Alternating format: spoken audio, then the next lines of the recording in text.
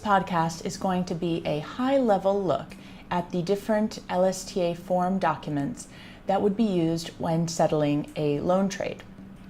So the LSTA has forms both for par trades as well as distressed trades.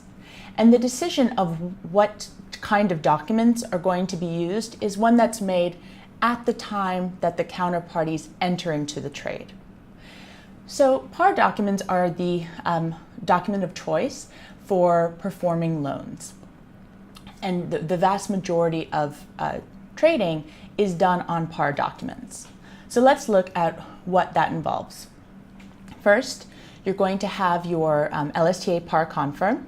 This, like most LSTA forms, is a two-part document. It has a couple page long transaction detail section, which is filled out by the parties.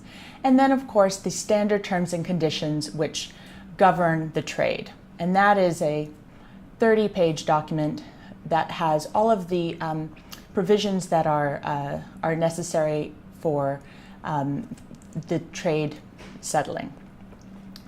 Also, you will have an assignment and assumption agreement. Now, this is going to be something that is taken from the credit agreement. The relevant assignment and assumption agreement is given as an exhibit to the credit agreement. And so this is the document that you will need in order to actually transfer the loan. So the parties will sign the A&A. This will be then given to the agent, and the agent then accepts this, and that is what's used to update the agent's records, and that's how the loan will actually transfer to the buyer. So you have the two documents. You have your par confirm. This is signed by the trade counterparties, buyer and seller, and then you have the A&A, which are signed by the buyer and seller and is accepted by the administrative agent. So now let's look at a distressed trade, which has an additional step. So parties may choose to use distressed documents when a loan is not performing, or they wish to have some of the additional protections that can be found in distressed documents. Similar to par trades, you will also have an assignment and assumption agreement. You will also have a confirm, in this case, the LSTA's distress confirm, which is also a two-part document. But you will also use a purchase and sale agreement, the LSTA form of purchase and sale agreement, and this is what's used to settle that distressed trade.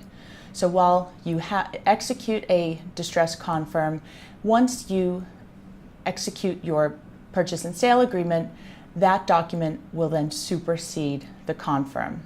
And what's in the purchase and sale agreement? Well, it is very similar to any asset purchase or sale agreement. There are reps from the counterparties, both about themselves as well as reps about the asset. And so there are some additional protections in this document that you wouldn't find in the par confirm.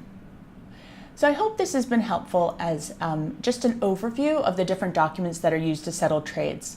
Obviously, there are steps that need to be taken as parties are filling out the information and drafting these documents.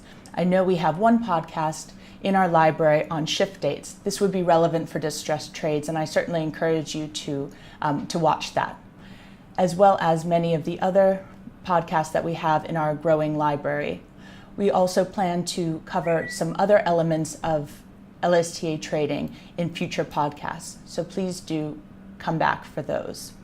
So I hope you found this helpful.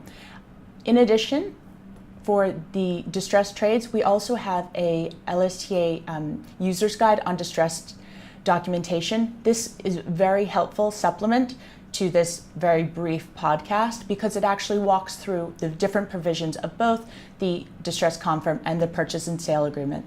So if you are looking at distressed trading documents, please do take that down and refer to it. It's a very useful resource.